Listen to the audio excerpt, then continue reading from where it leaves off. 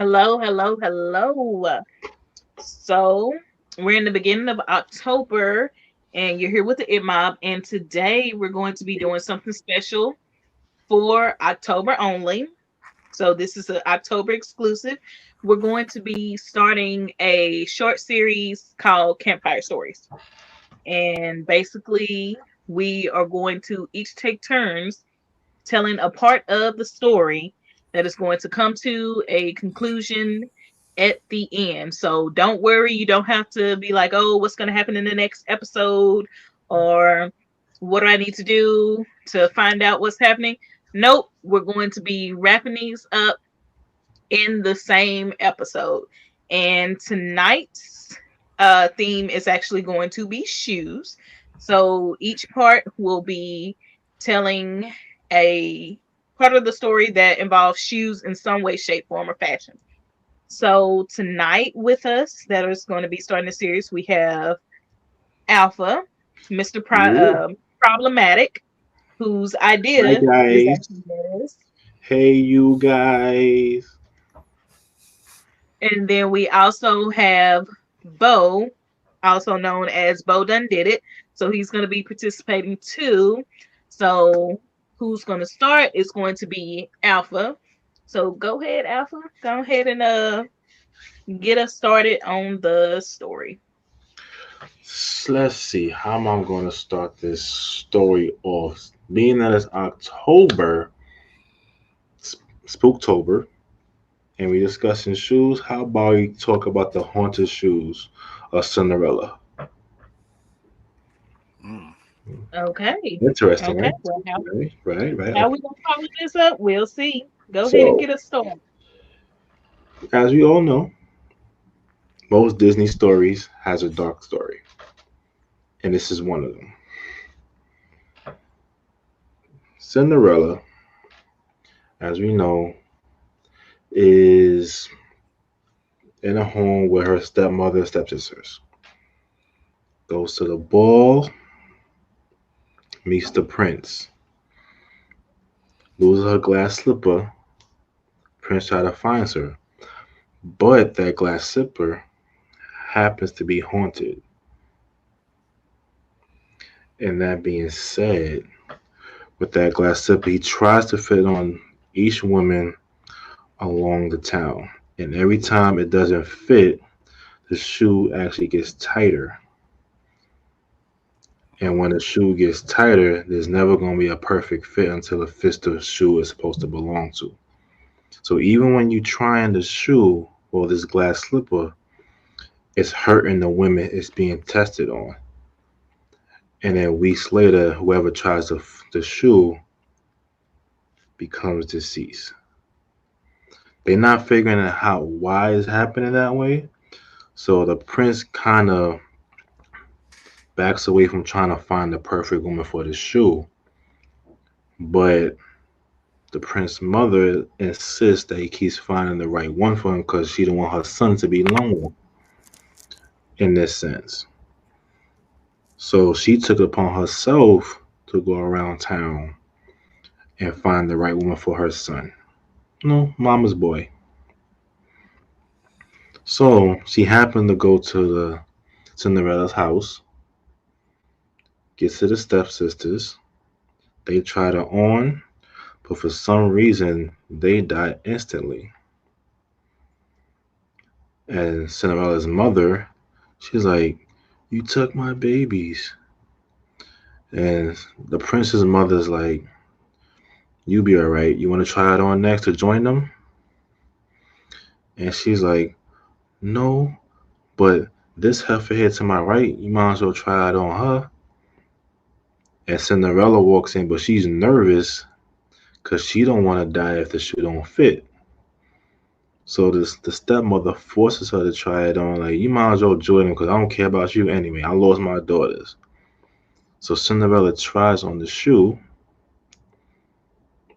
and it's the perfect fit, even though the shoe is tighter than it's supposed to be. And it glows. But as it glows, it transforms Cinderella into like a wicked witch in a sense. and she has the ability to revive those who passed. But she don't know that until her fairy godmother whispers in her ear and tells her that. Only Cinderella could see her fairy godmother. So the queen and the stepmother can't see the fairy godmother. And she explains how the glass slippers work. So that being said, I ended there and pass it off to Um, hmm. I don't know how I'm gonna. Okay. All right. So the godmother, Cinderella has the turns to a witch, then had the power, the ability to make the dead come back to life. So after the godmother explained to Cinderella of how it's to turn back everyone, she decides to. She feels sorry that everyone who has died comes back to life. So she goes around and revives them all, but she hesitated to revive her stepsister because when she was thinking of reviving her stepsister, she remembered all the misery that they caused her. They didn't actually treat her like an actual sister. Um, they treated her like she was like trash and everything. So she decided to say, you know what? I'm not going to revive her. The mom didn't take it to heart. The mom didn't take it lightly. So the mom kind of fit, and Cinderella was like, you know what, you little bitch, you big ass bitch. We ain't going. I'm tired of your. I'm tired of your games. Always putting me to clean your clothes and stuff. I'm tired of this. I'm. You know what? You just gonna join them. Why don't you just go ahead and join them right now? So basically, she put a curse on the stepsister's mother, put them to making her dead as well. She didn't kill them. She put her mom to sleep in a very deep sleep, so that until she feels like she want to wake them up, and she tells the queen like, "Hey, I'm your son's match. Let's go over to the prince's castle and get married." And I'm gonna stop there. Oh, okay. So, following from that, Cinderella decides to go with him to the castle. And to the castle they go. And within the castle, mind you, Cinderella, she has on the shoes, but although the shoes seem to fit perfectly, there's a slight throb to them, to her foot. You can see there's a throb, almost like a heartbeat. And as she continues to walk, she keeps a straight face, as she knows she's going to get her Prince Charming, as she did a lot to get these shoes to make sure they fit perfectly. And as they get to the castle, they decide to have a quick wedding. They say, let's go ahead and get married. You're the one for me. The mother, the queen, recognizes that she is the one, as she can fit the shoes very well. And as they have a night wedding, everything goes perfect. And there's beautiful music, beautiful dresses, in such a short time at that. But I guess when you're king, queen, and prince, and soon to be princess, you can get things done. So as they leave from their wedding to share their marriage night, their wedding night, they go into the room. As things start to get heated, he says, let me remove these beautiful shoes, the ones that guided me to you. And as he goes to remove the shoes, remember, there was a slight throb and there was a slight tint to the shoes. As he removes the shoes, he sees that Cinderella is missing her toes. In the front, you can see that her toes They have been mangled as though they've been cut off in the hurry, and they have not healed properly, as there's still blood and pus from a slight infection starting to form. And as she takes off the shoes and she lets him see who she truly is, the prince gasps, "What the fuck is this?" But at this point, it's too late. It's too late.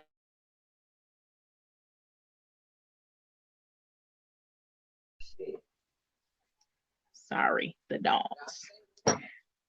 And as he looks at her deformed foot, he looks back up at her, and there is a red tint underlining her eye. And as he gets up, as he tries to get up, she launches at him.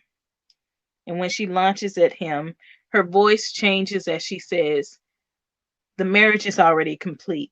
You are now mine. Your kingdom and everything is now mine." And when she does that, she bites him on the neck. And when she bites him on the neck, the prince dies.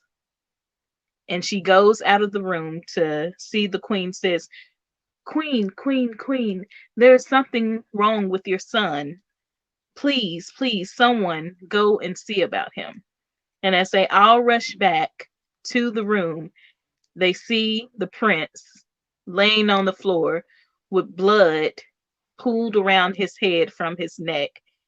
And they rush over to see how can they save him, how can they help him. And as they all gather around, he rises up with a yell. Ah!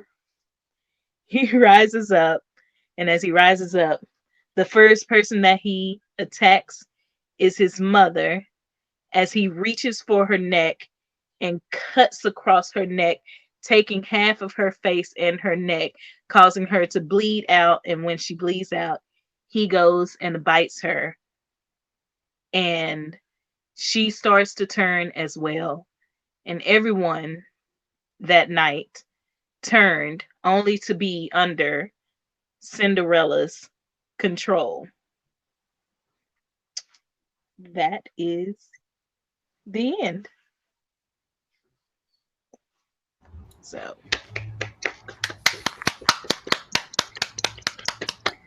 see, I say it's that was going for a first try. yeah. Yeah. So that was as I said, it's just a quick episode, for the month of October. We'll have these little campfires, and as I said, the theme was shoes. And thanks to the guys for coming through. Like, I know you guys were probably expecting it to be so much longer, but these are just quick little stories Hmm. just to kind of get you through. And I mean, if you want something longer, you do know we have the Inside the Mind of the Dead. So that's the Remember that? actual story. Yeah, so you can actually go back and listen to those episodes if you're wanting something longer. These are just kind of quick episodes that we are going to be dropping for the month of October. And if you want to participate, you can actually reach us on our Twitter and give us suggestions on what you think our topics should be for the next, or say the ongoing stories. So tonight's theme, as I said, it was shoes, and I It just want became to a say horror story. yes, yes. I mean, what did you Hope guys y'all say? enjoy it, of course. Yeah, I And enjoyed it. if y'all want to be part of the episode yourself, just reach out. Hit us up on Twitter. It's Hmm. it's camp stories. Who doesn't like Campfire stories. a little spooky camp story? Yeah. Yeah, some will be scarier than others. Some will be more gruesome than others, and some will be just plain Weird. comedic horror. You may end up with some Evil Dead type stuff. Yep. So, Hmm. with that being said, thank you again for joining us for this episode of Inside the Mind of a Blerd for Campfire Stories. And, guys, if you want to drop your social medias or anything, go ahead. Nope. It's Bodan It. You can find me on Twitter and Twitch.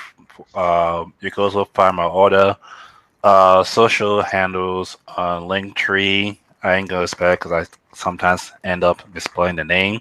So you can Google Linktree. Good for you. Um, but yeah, you can find me on Linktree for all my socials is in there. Which you also follow the 8mob Linktree as well. Is in there as well. So don't be afraid or scared to follow us because we're all friendly here. We like to be friendly. So that's all I got.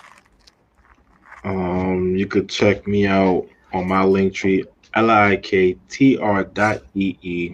slash Sir, alpha. why are you doing that to Bo? Why are you doing that to him? He just said that he can't spell it, and here you come. I was going to spell it for him, but he kept talking. What? Anywho, Bo, you know what? alpha. All my sources are in there, along with in my page. Please subscribe to my YouTube channel. I'm trying to get to 50 subs. I'm like 8 away. I'm currently doing a Pokemon series on there. Um, as well as me and Steve started a sports podcast for Dazzle Sports. Being that we're parents and we enjoy sports and how we deal with parenthood and trying to watch our favorite sports teams. So check that out as well. And we leave the Power Mother for last. Cam. Okay. Yeah, and as usual, like you can reach me on Twitter, Misha KT. I mean, if you also go to the Blerd Mind Pod Twitter, you can also find me within the link tree. And you can, yeah, definitely reach out to us, communicate with us. Check out our YouTube. Go ahead and stop by our store and get some merch and support us. And as Alpha said, go ahead and check him out on YouTube. And you can actually check out both guys on Twitch with their giving socials. And you can actually check them out whenever they stream. And so, yeah, that has been another episode of Inside of Mind and Blerd. As always, same place, same time, every time.